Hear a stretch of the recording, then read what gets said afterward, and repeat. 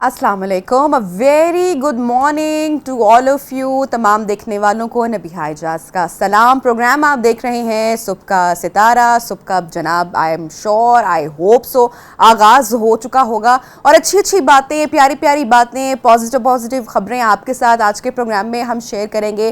पाकिस्तान की परवाज़ जो है वो कहाँ तक पहुँची है, पाकिस्तान किन तरक्की के मराहिल को अभी तय कर रहा है और क्या फ्यूचर है हमारे जनाब यूथ का, हमारे मुल्क के जवानों का। हम हमेशा बुरी बातें करते हैं कि पाकिस्तान की इकॉनमी जो है वो डाउनफॉल का शिकार है, हमारा जो पॉलिटिकल स्ट्रक्चर है वो बेहतर नहीं हो पा रहा, जो सियासतदान हैं वो एक दूसरे के सामने हैं, गरीब के जो मसले मसाइल हैं वो हमारे रोज़ खबरों में देखते रहते हैं। लेकिन आज का प्रोग्राम हमारा जब आप देखेंगे तो आपको बड़ी अच्छी अच्छी सी वाइब आएगी, पॉजिटिव आप फील करेंगे कि जहाँ पर ये सारे मसले मसाइल हैं, मैं इससे वो नहीं कर रही कि ये ऐसा कुछ नहीं है, और लेकिन वहाँ पर पाकिस्तान जो है वो तरक्की की राहें भी वहाँ पर हमवार हो रही हैं और पाकिस्तान के जो मिशंस हैं वो भी कामयाब हो रहे हैं और चांद तक को जनाब जो तस्खीर का काम है उसमें पाकिस्तान बढ़ चढ़ कर हिस्सा ले रहा है। चाइना की कोलैबोरेशन से जो खिलाई मिशन है पूरी दुनिया भर में इसकी चर्चा रही, पाकिस्तान का नाम रहा, दूसरी कंट्रीज़ ने भी इसमें पार्टिसिपेट किया। इसका एक्चुअली अभी स्टेटस है क्या, पाकिस्तान में जो स्पार्को है वो किस तरह से काम कर रहा है, आगे इस तरह के जो कौन से मिशंस हैं आने वाले हैं,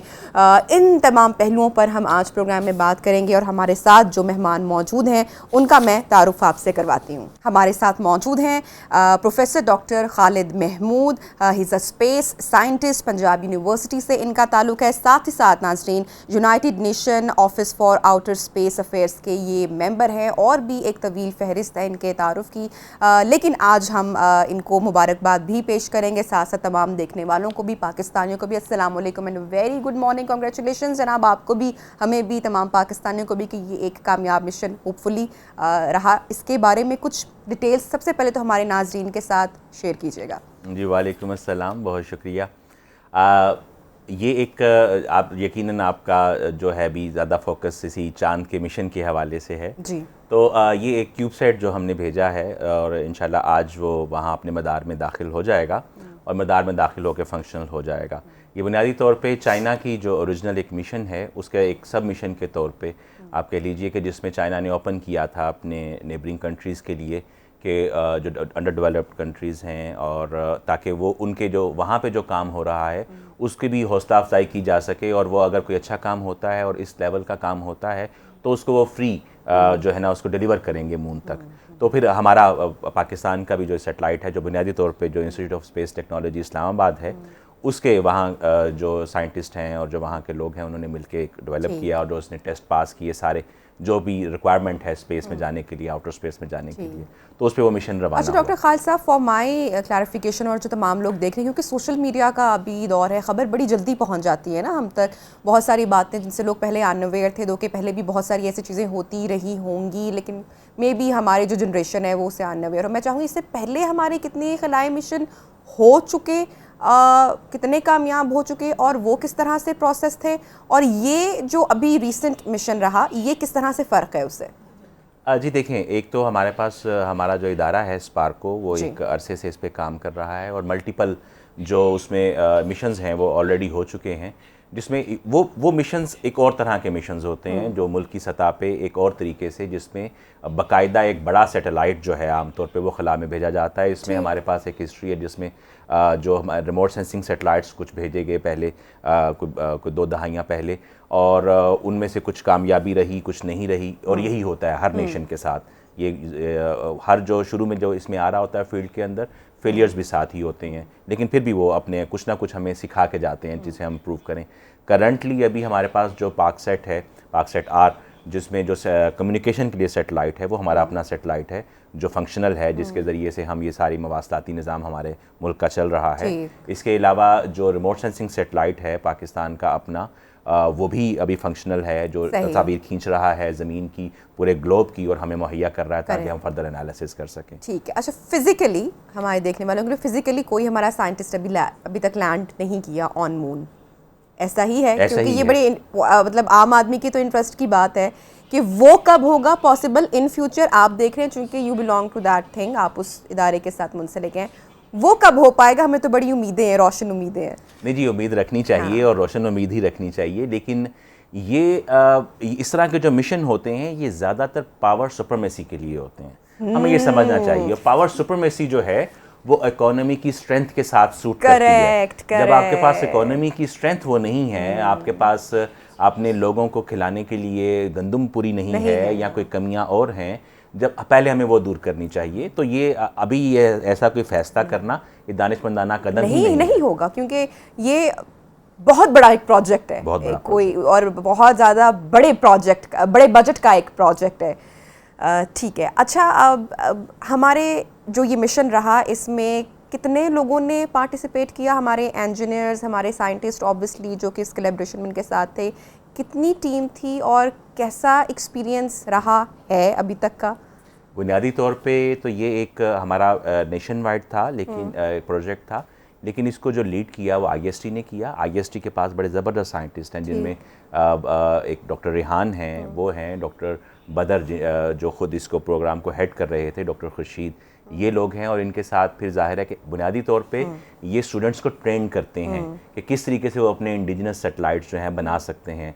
तो क्यूबसैट का इन्होंने प्रोजेक्ट कर रखा है, ये पूरे मुल्क में घूम के तमाम स्टूडेंट्स को ट्रेन करते हैं कि वो ऐसे प्रोजेक्ट्स की तरफ आएँ और अपने क्यूबसैट जो है जनरेट करें। ये बुनियादी तौर पे वो मश्क है जिसके ज़रिए से फिर हम इस काबिल हो पाते हैं कि हम बड़े प्रोग्राम्स की तरफ जाएं। तो ये बड़ा ज़बरदस्त एक प्रोग्राम शुरू कर रखा है आईएसटी ने।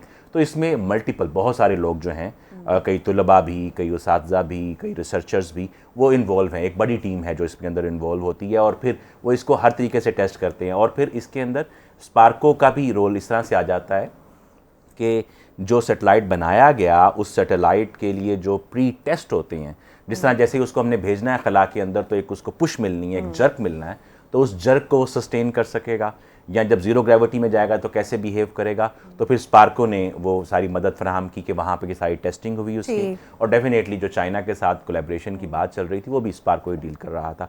तो ये एक बड़ा प्रोग्राम बना जिसमें तमाम जो स्पेस साइंस के स्टूडेंट जितने भी हैं और जो कौम है ओवरऑल, उसकी बड़ी हौसला अफजाई हुई कि वो भी अब डीप स्पेस के अंदर जा रहे हैं। अभी तक जो हमारे मिशन थे पाकिस्तान के जितने भी, वो सारे के सारे ज़मीन के गिर्द सैटेलाइट्स को पहुंचाना और यहाँ पे कंट्रोल करने के मुतल्लिक थे। इसमें ये ख़ास बात है कि ये ज़मीन से बहुत दूर चांद के गिर्द गर्दिश करेगा और हम इतने फासले पे उसको कंट्रोल कर सकेंगे। ये इसमें एक जो हमारे पास जो वे फॉरवर्ड है वो बुनियादी तौर पे ये है। अच्छा, मैं ये भी जानना चाह रही थी कि आप ये भी हमारे साथ शेयर करें कि it's a very low budget के साथ ये है या बहुत एक्सपेंसिव रहा? जैसे हम अपने इकोनॉमिक जो भी है क्राइसिस उसकी भी बात करते हैं, क्योंकि बहुत सारे लोगों को इस हवाले से भी बड़ी क्यूरोसिटी है। मैं चाहूँगी वो भी आप हमारे साथ शेयर करें। ऑब्वियसली नंबर तो नहीं बताएंगे आप, लेकिन फिर भी जी ये बिल्कुल, ये इसमें जो हमारे पास सबसे बड़ी पॉजिटिव एक हमें फील आती है वो ये आती है कि ये मेहरबानी है अल्लाह की हम पे कि हमने जिस हालात इकोनॉमिक सिचुएशन में गुजर रहे थे, इस इकोनॉमिक सिचुएशन के अंदर कोई भी नेशन जो है वो डीप स्पेस एक्सप्लोरेशन को सोच सके, यही मुमकिन नहीं होता। और हमने अब ये जो क्यूबसैट होते हैं ये बहुत छोटा सैटेलाइट होता है, मतलब इसके बहुत लो कॉस्ट आप कह लीजिए, ये बहुत ही लो कॉस्ट होता है, ये वो बड़ा सैटेलाइट नहीं है।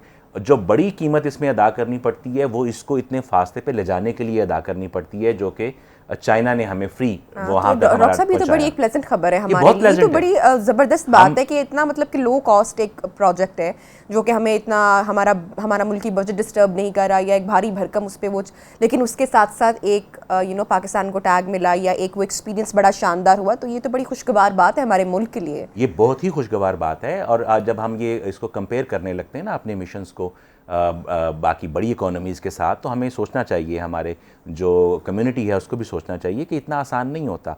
जब वो इसको सोचते हैं किसी भी बड़े प्रोजेक्ट के साथ, जिस तरह से मिसाल के तौर पर अगर हम खुल के बात करें तो वो जो चंद्रयान मिशन है उसके साथ इसको कंपेयर करने लगते हैं।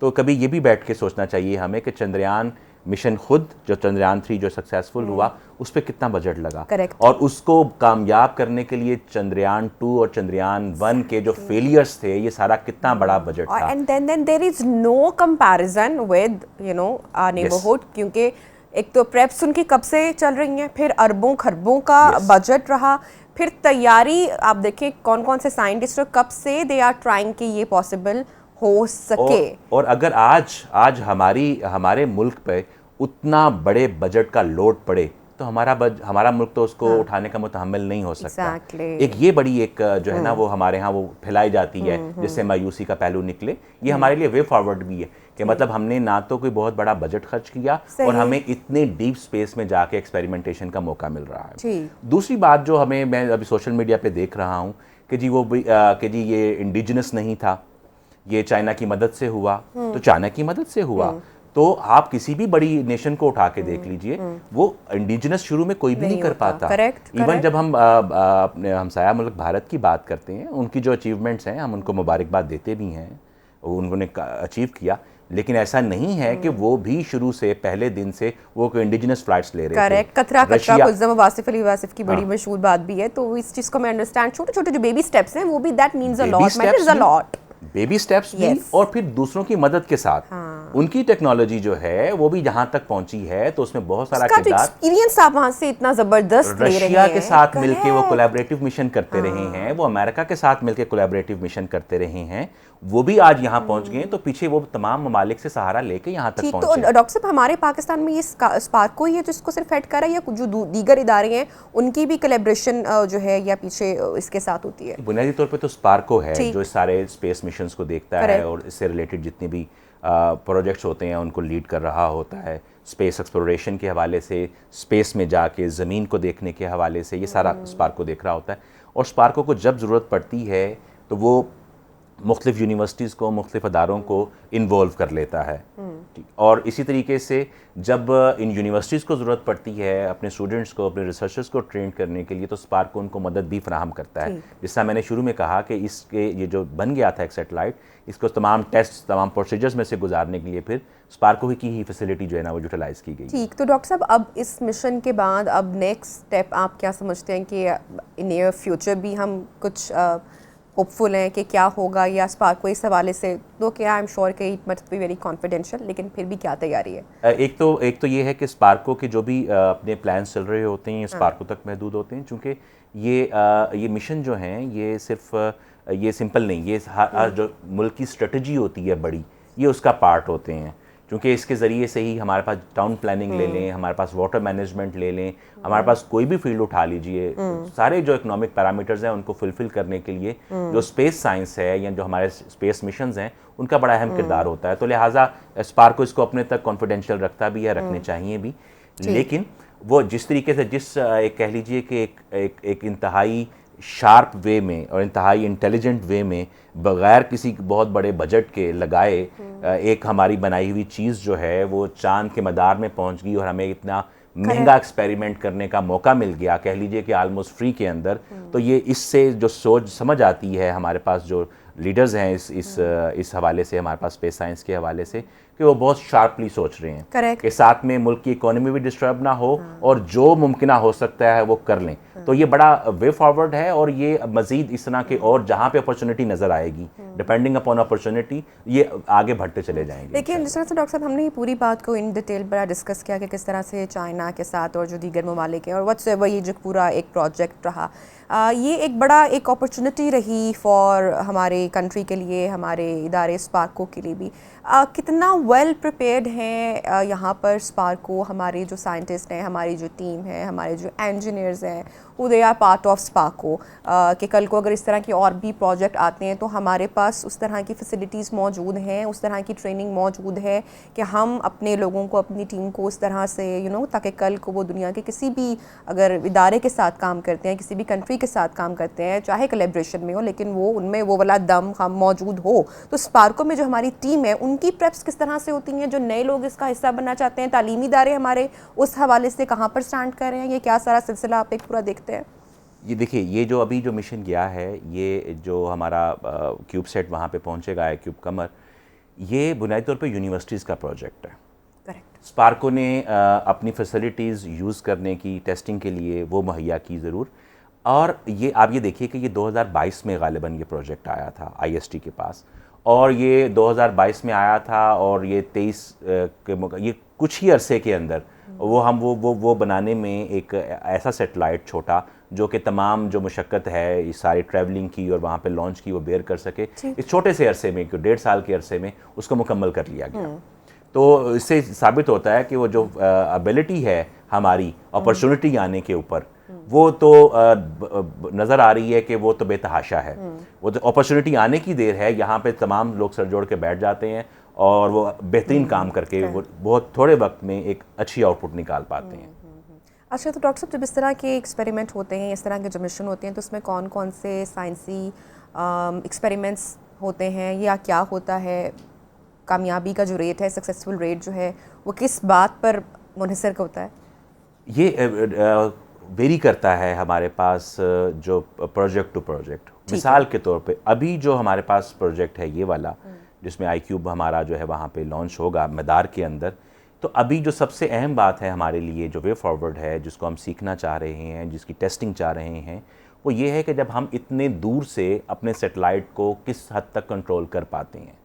वहाँ पे उसकी डिप्लॉयमेंट, उसके जो एंटीनास की है, उसके जो सोलर पैनल्स की है, उसकी वो फिर उसको वहाँ पे मैनोवरिंग करना कि वो किस, और फिर जब वो तस्वीर ले तो वो सीधे तरीके से तस्वीरें ले सके सही तरीके से, और उन तस्वीर को फिर वो ट्रांसमिट कर सके हमारे पास यहाँ ज़मीन के ऊपर, हम उनको कैप्चर करके फिर उनका एनालिसिस कर सकें। तो ये जो टेस्टिंग फेज़ है सारा का सारा, इस वाले मिशन के अंदर हमारे पास ये ही सक्सेस रेट है इसका। ऑन द अदर हैंड, इसके साथ जुड़ा हुआ जो चाइना का है, जिसमें लैंड, जो मून रोवर है जिसने वहाँ पे लैंड करना है, वहाँ पे सैम्पलिंग करने हैं, उसके गोल्स कुछ और हैं। वो वहाँ से वो कलेक्शन के बाद उसको वापस भी आना है। तो ये मिशन टू मिशन वेरी करता है। अच्छा, अगर मैं हम दुनिया का पूछूं, जिस तरह के भी धूम मचाई हुई है ना आर्टिफिशियल इंटेलिजेंस ने ऑल ओवर द वर्ल्ड, और हम बार बार बात करते हैं, इवन रिसेंटली हमने भी एक शो कंडक्ट किया कि जो दुनिया है वो आने वाले सालों में किस हद तक तब्दील हो जाएगी, और जिस तरह से हम रोबोट्स का भी जिक्र करते हैं, एआई ने जो है वो कितना काम आसान कर दी है, मशीन्स होंगी, ये होगा वो होगा, दुनिया का पूरा स्ट्रक्चर तब्दील हो जाएगा। तो इसी तरह से आए रोज़ जो नासा है वो भी कोई ना कोई, हम देख रहे होते हैं, कोई ना कोई नया आर्टिकल, कोई ना कोई नई रिसर्च सामने आ रही होती, तहकीक की जा रही थी। तो कितना इंसान ने, बड़ा इंटरेस्टिंग क्वेश्चन होगा और आंसर भी आई एम एक्सपेक्टिंग, कि तस्खीर कर लिया है स्पेस को, खला को, दो कि इंसान मेरे ख्याल से पहुँच ही नहीं सकता, जो कि अल्लाह की कायनात है, जो सारा है। लेकिन फिर भी आने वाले टाइम में आप समझते हैं कि बहुत और चीज़ें हैं जो साइंटिस्ट एक्सप्लोर कर पाएंगे, जो हम जान पाएंगे? डेफिनेटली। इसका पहला पार्ट जो है इस सवाल का, वो ये कि कितना हमने एक्सप्लोर कर लिया है, ये तो हम तब तायुन कर सकते हैं अगर हम पूरे मुकम्मल को जानते हों। तो चूँकि मुकम्मल को जानते नहीं हैं, और अभी भी हमारे पास सिचुएशन ये है कि हम जो साइंटिफिक थ्योरीज़ बड़े एक्सपेरिमेंट्स के बाद आती हैं, वो 8 साल बाद, 10 साल बाद वो चेंज हो रही होती हैं, उसमें नई इन्फॉर्मेशन आ रही होती है। तो एक्सप्लोरेशन का अमल तो बड़ी तेज़ी से बढ़ रहा है। अभी जैसे आपने आर्टिफिशियल इंटेलिजेंस की बात की, तो वो जो जितना भी लेबर वर्क था, बुनियादी तौर पर ये होता है कि जब भी आप नई थ्योरी लेके चल रहे होते हैं, नई एक्सपेरिमेंटेशन लेके चल रहे होते हैं, तो उसमें बहुत सारा जो साइंटिस्ट का वक्त लग जाता है वो लेबर वर्क में लग जाता है, क्रिएटिव वक्त के बगैर। मतलब उसमें क्रिएटिविटी नहीं है लेकिन उनको लेबर करनी पड़ती है। तो आर्टिफिशियल इंटेलिजेंस ने वो लेबर वाला काम ख़त्म कर दिया। अब सिर्फ वो जो प्रोग्रेसिव है, जो इनोवेटिव काम है, जो तजदीद है उसकी और जिद्दत लाना है, उसके ऊपर ज़्यादा फोकस हो गए हैं। तो ये पास्ट की निस्बत ये अब ज़्यादा तेज़ हो गया है काम। तो जिस तरह देखें, अभी हमारे पास बहुत सारे इंफॉर्मेशन जो दूसरे ममालिक इकट्ठी कर रहे हैं, वहाँ से भी हम लेके अपना काम चला रहे हैं। मतलब जब हम इसको, जिस तरह से आपने नासा का जिक्र किया, तो वहाँ पे रोज़ आए दिन कोई नया आर्टिकल, आए दिन आपको हैरत होगी कि स्पेस साइंस के मैदान में आए दिन नया आर्टिकल तो पाकिस्तान भी जनरेट कर रहा है।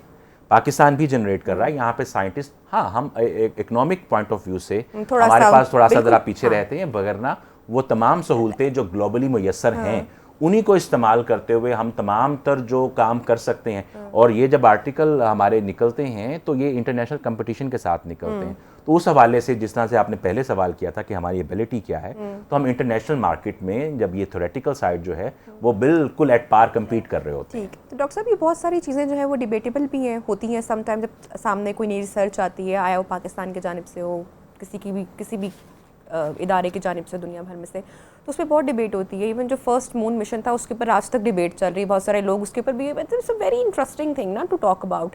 तो ये क्या है और ये क्यों है, क्या हकीकत है इसमें ना एक तो ये है कि क्योंकि ये यहाँ पे स्पेस एक्सप्लोरेशन के हवाले से थ्योरेटिकल चीज़ ज़्यादा है, एक्सपेरिमेंटेशन। मिसाल के तौर पे मैं ये कहता हूँ कि अगर इंसान ने चांद पे कदम रखा, ठीक है, इंसान की अजमत बढ़ी, लेकिन उससे इंसानियत को फ़ायदा क्या हुआ? या अगर अभी तक जो जितने मिशन जा चुके हैं, जो सैंपल्स वहाँ से कलेक्ट करके यहाँ पे ज़मीन पे भेज चुके हैं, तो बराह रास्त कोई ज़्यादा कोई फ़ायदा नज़र नहीं आता। बुनियादी तौर पे ये शो ऑफ पावर के तौर पे ज़्यादा लिया जाता है। अब क्योंकि ये थ्योरेटिकल है, कोई जिसकी टेस्टिंग नहीं की जा सकती, तो लिहाजा फिर हर शख्स जो है उसका इल्म इस फील्ड में है या नहीं है वो तबादला कर सकता है। हर वो शख्स जो ये बहस कर रहा है कि ज़मीन गोल है या नहीं है, वो ये बहस तो कर सकता है। यहाँ पे वो अच्छा वो बहस पे कि मेरा ये ख्याल है, भी आपका ख्याल इसमें या मेरा ये ख्याल इसमें हो कैसे सकते हैं, आपकी मेरी स्टडीज इसमें या नॉलेज वो ख्याल से भी बढ़ के, चूंकि टेस्टिंग नहीं ना हो सकती, तो वो ख्याल से भी बढ़ के वो कहता है कि ये ऐसे ही है। अच्छा जब उनसे कहा, वो साइंस को नहीं मान रहे होते ना, ठीक है, वो साइंस को नहीं मान रहे होते। ये एक बड़ा अजीब हमारे यहाँ ये रहा कल्चर, बल्कि हमारे यहाँ नहीं, ये शुरू से ही चलता आया कि पता नहीं क्यों जो भी कोई दीन चल रहा होता था तो साइंस को उसके मद्दे मुकाबिल लाके खड़ा कर देते थे। तो वो पता नहीं क्यों ये सोच बनाएगी कि दीनी सोच और जो साइंटिफिक सोच है ये एक दूसरे के एंटी काम करते हैं, मुखालिफ काम करते हैं। तो एक पहलू सा अजीब सा, हालांकि अगर अभी इसको डीपली अगर हम पढ़ें या समझें तो you will get to know बहुत सारी इंटरेस्टिंग फैक्ट्स जो कि हमें शायद समझ भी नहीं आते हैं ना। तो इट्स अ लॉन्ग डिबेट और बड़ी इंटरेस्टिंग। जितनी बड़ी साइंटिफिक किताब कुरान पाक है, इतनी बड़ी कोई भी दूसरी किताब नहीं समझा ही नहीं ना बस उस और ऐसी जबरदस्त के मल्टी लेयर्ड। आपकी थ्योरी आज यहाँ तक पहुंची है तो वो वहाँ पर वो वहाँ उस हवाले से बात, और अगर आपने थ्योरी आगे बढ़ा लिया तो अगला पर्त खोलेंगे तो फिर आपको मिलेगा कि इसका जवाब वहाँ मौजूद था। तो वो इसको ये एंटी है नहीं, तो चूंकि उसको एंटी बना लिया गया तो एंटी बनने की वजह से हर लोग जो है ना वो जो साइंटिफिक थ्योरी चल रही होती है उसके खिलाफ जाना चाहता है। लेकिन जब कभी उनसे ये सवाल करें कि अगर आप इतना ही साइंस के खिलाफ हैं और ख़ुद को इतना ही मोतबर समझते हैं तो आप क्यों डॉक्टर के पास जाते हैं, आप अपनी दवाई खुद तजवीज़ क्यों नहीं कर लेते? तो चूंकि यहाँ पे एक्सपेरिमेंट इन्वॉल्व है और उनको हर्ट हो सकते हैं, उनको तकलीफ पहुँच सकती है, तो यहाँ पे वो साइंस पे रिलाई करना पसंद करेंगे। Thank you so much doctor Khalid Mahmood हमारे साथ इन कॉन्वर्सेशन थे पाकिस्तान के इस रिसेंट मिशन के हवाले से। बड़ी ज़बरदस्त दिलचस्प गुफ्तगू हमारे साथ कर रहे थे। प्रोग्राम लेते हैं ना और ब्रेक के बाद आपको दोबारा ज्वाइन करेंगे। Stay with us.